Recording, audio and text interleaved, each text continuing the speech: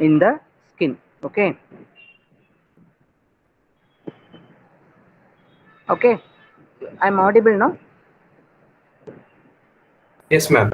Okay. This fungi, these fungi or microorganisms, they belong to the kingdom fungi, phylum Ascomyceta, order Oxygenales. There are around 39 closely related species of three genera, mainly Trichophyton, Epidermophyton, and Microsporum, which cause infections of the skin and hair. Actually, cutaneous fungal infections can be broadly divided into superficial and deep fungal infections. So, majority of the mycotic infections are usually superficial. Superficial means they are limited only to the stratum corneum of the skin and the hair. Okay. But a deep mycosis can be either it can be a subcutaneous infections which are caused by direct inoculation, either by trauma, etc., or they can be of a systemic fungal infection, or they can be of opportunistic fungal infection. Okay. Today we will be seeing only the superficial fungal infections of the skin. So the major fungi, mainly these fungal infections are caused by the keratinophilic nature. Because of this keratinophilic nature, they invade the stratum corneum or the dead keratin or keratin tissue, wherever keratin is present in the skin or hair or nail, they are invaded by these organisms. So there are three genera: Microsporum, Trichophyton, Epidophyton. Okay. So these are the various organism species in the three genera: Trichophyton concentricum, Trichophyton tonsurans, Trichophyton violaceum, Trichophyton rubrum, verrucosum, Trichophyton mentagophrys var mentagophrys, Trichophyton schonleini, Trichophyton sodonis, Trichophyton megnini, and Microsporum canis, distortum, Pyrogynium, odoni, and gypsium, Epidophyton flocosum. These are some of the most commonly encountered names of the species encountered in our practice. Okay. So, what are the predisposing factors?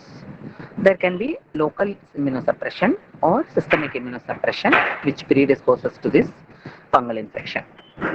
Local immunosuppression means either a use of a potent topical corticosteroid, for example. Okay. Systemically, it can be a primary immunodeficiency syndromes or acquired immunodeficiency syndrome or connective tissue disease and cancer, chemotherapy, etc. These are some of the examples causing systemic immunosuppression. So there are five types of superficial fungal infections. Among this, most majority or most common and most important one is this dermatophytosis. The other superficial fungal infections are either Tinea versicolor, also called as Pityriasis versicolor, and Candidiasis, Tinea nigra, and Pleiadra. So we will be seeing dermatophytosis now. The dermatophytes include a group of fungi. They have the ability to infect and survive only on dead keratin, that is stratum corneum or keratin of the hair and the nails. Tinea means fungal infection. Clinically, they are classified by the body region, involvement of the which part of the body, is involved. They go by the regional involvement. Okay. Usually, it produces a patch which has a border, which with a border which is slightly active, erythematous, and also raised, and sometimes scaly also. Okay. So like this, the picture on the left. Usually they are annular patches with a nice border, elevated. Sometimes papules will be present in the border. Erythematous scaly also, and they will be itchy also, itchy patches. And somewhat central there is a clearing, somewhat clearing in the center, clear area in the center. So how do you diagnose a dermatophyte infection? You do a KOH wet mount, that is, you scrape the scales from the surface of the patch and put it in a cover glass slide, and add a 10% KOH, that is potassium hydroxide drops, 1 or 2 drops over the scales, and then cover it with a cover slip and observe it under the microscope. So what do you observe when there are fungal elements are present? You can observe branching filamentous septate hyphae of uniform width. So there will be septate hyphae. There will be septate hyphae. There will be filamentous and they will be branching and these hyphae will be of uniform width. And you can also subject to the patient to for Woods lamp examination, and if necessary we can also perform culture, microbiological culture, fungal culture also we can do. So they are clinically, according to the region of involvement, they can be divided into Tinea capitis, that is ringworm of the scalp, and Tinea barbae, ringworm of the beard, Tinea faciae, that is involvement of the face in the non-hairy region. Okay, then Tinea corporis, involvement of the any body part, body area, fungal infection of the skin, the body area. And then Tinea minimis, fungal infection of the skin of the palms. Tinea pedis is skin of the foot. Then Tinea cruris is involvement of the groin, fungal infection of the groin. Onychomycosis is fungal infection of the nails. So coming to Tinea capitis, you can see two pictures. On one on the left side, you can see some patches which are devoid of hair. No hair is there, hairless patches, and some was whitish. Okay, this is a type of non-inflammatory type of tinea capitis. Because of the invasion of the hair by the fungi, the hair is weak and broken, and there are some few patches of hair lost in the scalp. And the right side of the picture, you can see one big boggy inflammatory swelling is there with studded with the pustules, and the patch is also devoid of hair. That is an inflammatory type of tinea capitis. It is also called called as chirion. It's an inflammatory boggy swelling caused by fungal infection of the scalp. So tinea capitis is more common in children, the two more common in boys than girls. It can be transmitted by close personal contact, transmitted from infected persons, or sometimes by fallen hairs, or sometimes from animals, sometimes by fomite transmission, like clothing, bedding, personal belongings, sharing of the personal belongings like brushes, combs, hats, etc. Okay. So the fungus, once invasion, the fungal infection of the hair can be either from the external surface of the hair or it penetrates into the hair cuticle and forms an endothelic infection. Endothelic infection means this fungi penetrates the hair cuticle and invade into the hair. Externally, nothing will be seen, but the hair becomes weak and it breaks off from at the surface.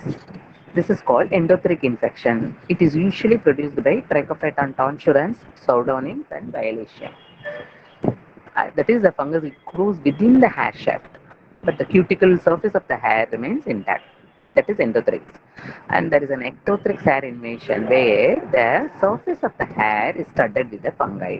The fungus grows on the surface of the hair, where you can observe clinically, you can observe the whitish or scaly patches, scaly whitish patches on the hair, on the surface of the scalp also you can observe. This type of infection is usually caused by Microsporum odoni, Microsporum canis, and Trichophyton verrucosum. So non-inflammatory type can be either produce alopecia, or sometimes there may be a fine dry scale with absolutely no inflammation, and the short stubs of broken hair can be seen. So it is seen as a grey patch ring. It is also called as grey patch ringworm caused by Microsporum odoni. Sometimes the hairs are broken up at the surface. They leave black dots on the surface. It is called as black dot ringworm caused by Trichophyton tonsurans or Violacea. Okay. So Chirion we saw no that picture right side. It is a severe inflammatory reaction with boggy induration. There may be a patchy alopecia and also swelling with purulent discharge also, and there may be lymphadenopathy also. In the posterior cervical lymphadenopathy may be present. And it usually caused by Microsporum canis, Trichopetan mentagophytes, and Trichopetan verrucosum. And there is one yet another type of inflammatory type of tinea capitis, which is called as favus. It appears chiefly on the scalp. It may also affect the glabrous skin and nails as well. On the skin, the lesion can be either pinhead or pinhead to 2 centimeter in diameter, and there will be a cup-shaped yellowish crusts which are called as cutule. Okay, it is called favus. It is also one of the types of one of the inflammatory types of tinea capitis. So, how do you confirm the diagnosis? You can do the KOH examination, KOH wet mount examination of the hair and the hair root also. You can remove the hair in toto. You can pluck the hair and examine the hair root area also under the KOH examination under light microscopy. And you can also subject the patients to for Woods lamp examination, and I can also do culture. And this tinea capitis can be a communicable disease. It can be a communicable disease in children staying in hostels, in boys, where there is crowded people are there. Overcrowding and is one of the predisposing factors. So, but the tinea capitis, especially in young children, can be a communicable disease also. Can occur in masses. Okay. So because this is not, it can involve the hair follicle also. It will not be controlled if you use only topical antifungals. So you have to use systemic antifungal drugs to control the spread of the infection and treat the disease. Okay. So we are coming to the next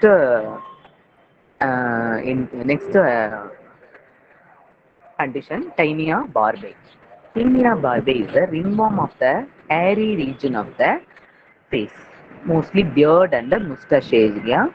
It is posed by the name tinea psychosis as well as barber's itch. Okay, you can see the affected area. There may be papules and somewhat scaly patch involving the hairy region and itchy patch. And similarly, you can see the ringworm of the non-hairy region of the face.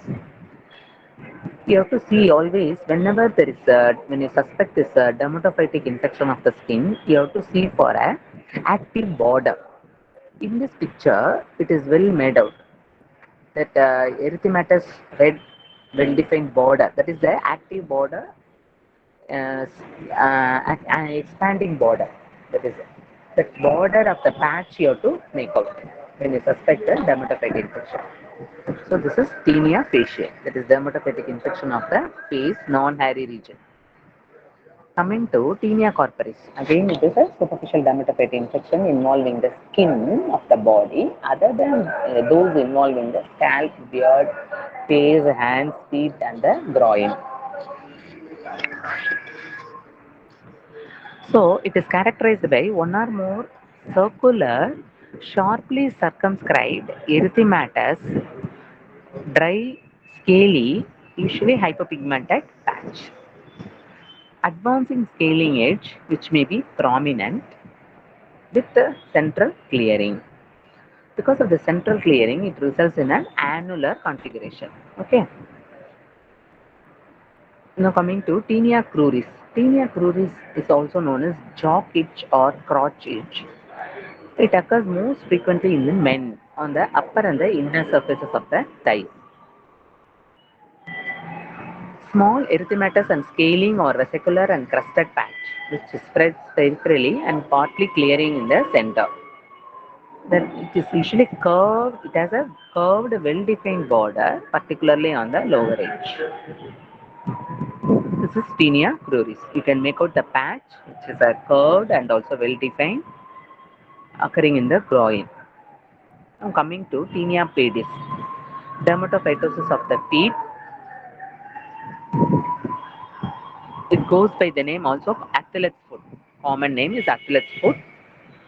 It can also be a non-inflammatory type or an inflammatory type. Non-inflammatory type characterized by that's dull erythema and silvery scaling, which may either involve the entire sole as well as or sides of the foot. Okay, there will be a scaly patch involving the skin of the feet. And sometimes there can be multilocular bullae. Bullae, you know what is a bullae? Bullae is a fluid-filled raised lesion of the skin. So multilocular bulla involving the thin skin of the plantar arch and also present along the sides of the feet and the heel. So what should be the predisposing factors for these infections occurring in the skin and the feet? One of these is hyperhidrosis, that is excessive sweating or moisture in the present in the palms and soles of the feet, which are one of the predisposing factors. Another is constant immersion of the hands and feet in water. Those who work in water always keep their hands and feet immersed in water, like example housemaids, etc. They are all predisposed to this infection. So, picture on the left side there may be a dull erythematous scaly patch involving the whole of the sole as well as in the extending onto the dorsum of the foot with you can make out the border, active border. On the right side picture also there you can also make out the erythematous patch with a well defined nice border. Erythematous border is seen and with somewhat clear area in the center. So coming to tinea manum again, see you won't see anything sometimes in the palm. Palm if it involves, there may be it may appear like a thickened skin sometimes. Thickened or rough scaly patch on the palm. See the right palm for comparison. Left palm is somewhat scaly patch you can make out. Scaly whitish patch you can make out on the palm or skin of the left palm. And the dorsum of the hand is similar to tinea corporis only. Just like you can make out the active border. So tinea of the palm, it can be either a dry, diffuse keratotic form of skin on the, sorry, it is palms, not soles. It was a error. And tinea of the palms is frequently seen in association with tinea pedis also. The usual pattern of infection is usually involvement of one foot and two hands or involvement of the 2 feet and one hand. Okay. So what is tinea incognito? Tinea incognito. See, fungal infections treated with the topical steroids decrease the inflammation and give the false impression that the rash is improving. While the fungus flourishes secondary to cortisone-induced immunological changes. Okay. So I will explain a scenario. You would have come across people who have itching in the groin region or itching or itchy patch somewhere in the body. They don't go to a doctor for a small itchy patch. They just go to a pharmacy and get a medication. Usually, the pharmacy over the counter, that is without any doctor's prescription, the pharmacist issue the drugs. That is called over the counter delivery. They get a medicine which is a combination of one antibiotic, one antifungal, and along with that one topical corticosteroid. This is the drug which is commonly issued over the counter by the pharmacist. The patient buys it and goes and applies it over the patch. What is the action of the topical corticosteroid? It removes the inflammatory part, that is itchy part and erythematous part.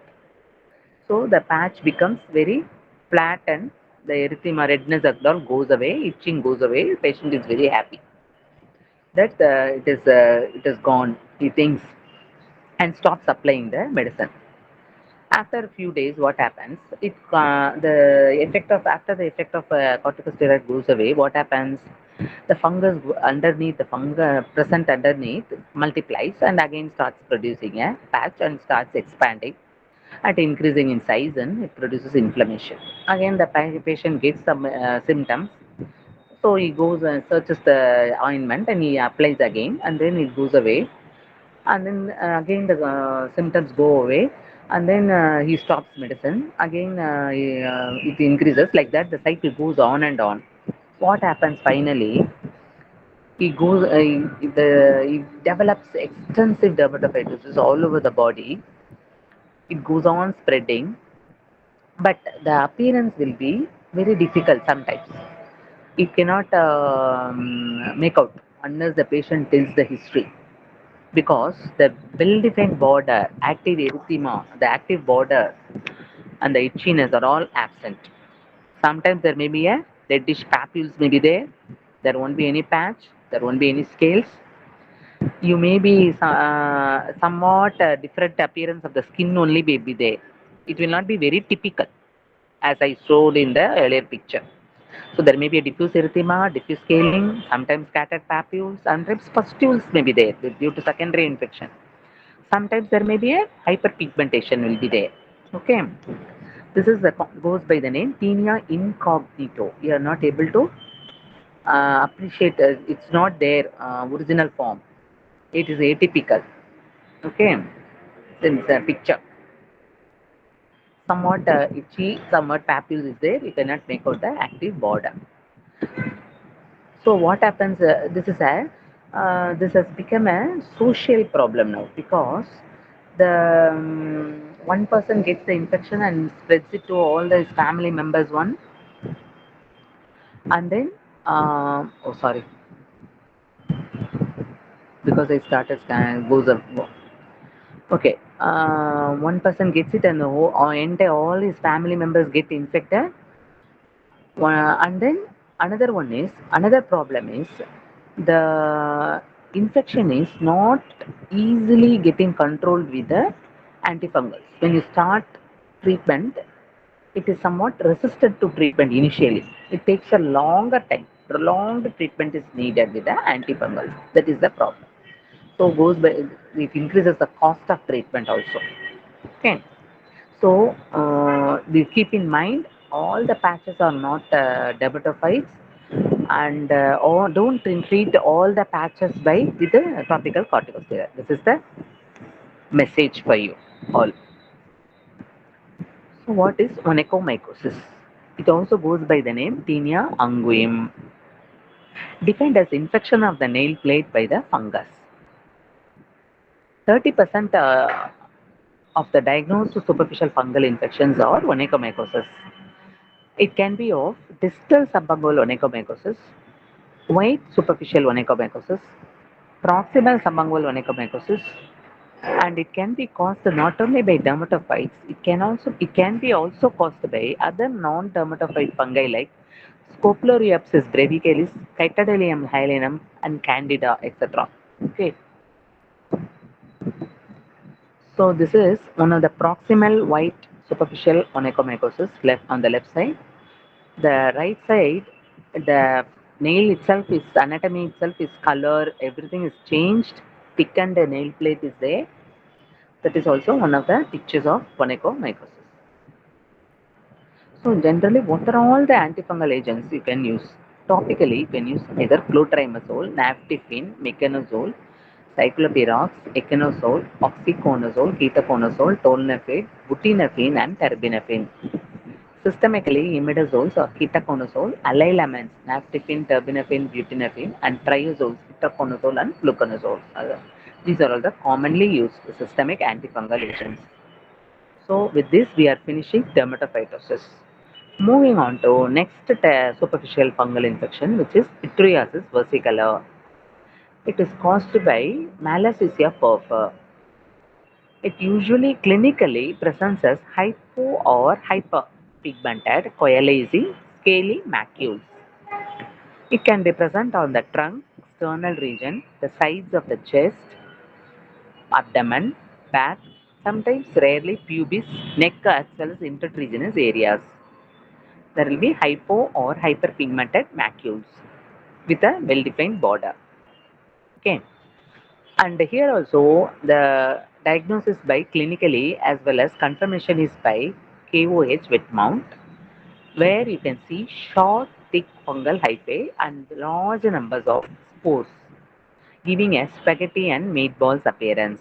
That is, long mycelial elements, fungal hyphal elements with spores. So treatment is again imidazoles, triazoles, selenium sulfide, cyclopyraxolamine, zinc pyritone, sulfur preparations, etc. and salicylic acid and benzyl peroxide also. So this is the picture of this Pityriasis versicolor.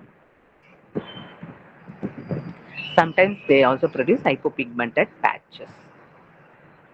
So coming to the next infection, which is candidiasis. It is also known as candidosis, moniliasis, or thrush. So whenever there is warmth, increase the warmth, moisture, as well as maceration of the skin, increase the hydration of the skin, where there is poor ventilation, you can get this infection. Example, perianal and inguinal folds, abdominal creases, inframammary creases, interdigital areas, and sometimes nail folds.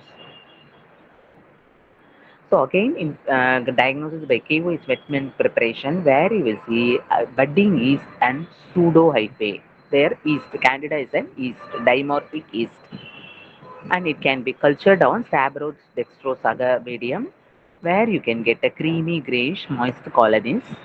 Many species are there, but Candida albicans is the most common agent. So, what are the lesions?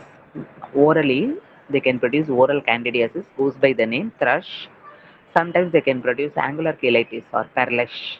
There is a where there is a maceration and transverse fissuring of the oral commissures, and there may be candidal vulvovaginitis, candidal intertricho, candidal congenital cutaneous candidiasis, and perianal candidiasis, and candidal paranoia, chronic mucocutaneous candidiasis, systemic candidiasis, and so candidiasis are the various different presentations. Again, you can use either topical as well as systemic antifungals like triazoles, amphotericin B, posaconazole, oriconazole, and caspofungin. Okay, coming to the end of this test class. Any doubts? Ma'am, Yeah. ma'am, for these fungal infections, practically we take cultures for everyone, ma'am, or clinically we diagnose? Mostly clinically we will diagnose, but sometimes Okay. research purpose, or we want to prove it is if you want to prove the organism, or we want to do some research work, or sometimes we are not sure clinically from the clinical picture. I showed you, no, tinea incognito and all. Yes, ma'am. We want to know the whether it is the dermatophytes. In such cases, we have to do. We may be doing. Mostly, we can confirm it by KOH wet mount itself. So, and sometimes we want to confirm, we can do by culture. Not routinely we do culture, and sometimes tinea capitis in children, no, or sometimes if a child comes with a hairless patch, that hair loss can be due to any other pathology also. We want, but very common, no, fungal infection of the scalp of the children, very common. In that case, we want to rule out fungal infections. We can still do hair root examination under KOH mount. That time also we don't do culture. And onychomycosis also sometimes we do culture to Oh, prove it is a dermatophyte. okay. Thank you, ma'am. Thank you. I hope the class is clear. Attendance, you can send the attendance later. Thank you all. Thank you. Thank you, ma'am. Thank Thank you. you, ma'am. Bye.